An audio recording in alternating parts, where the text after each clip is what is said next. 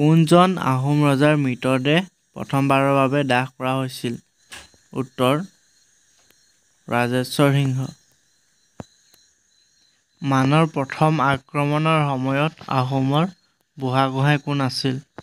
উত্তৰ পূৰ্ণানন্দ বুঢ়াগোহাঁই।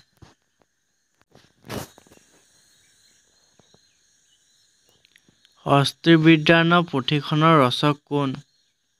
উত্তৰ সুকুমাৰ বৰকাইথ্ৰু।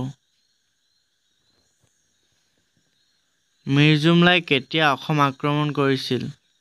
উত্তৰ ১৬৬২ খ্ৰীষ্টাব্দত। কোচ ৰজাৰ ৰাজধানী ক'ত আছিল? উত্তৰ কোচবিহাৰত।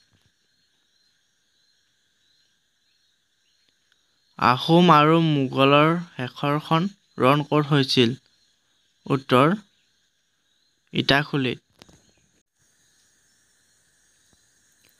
দৰঙত কোচ ৰাজ্য স্থাপন কৰা ৰজাজন কোন আছিল? উত্তৰ প্ৰতাপসিংহ।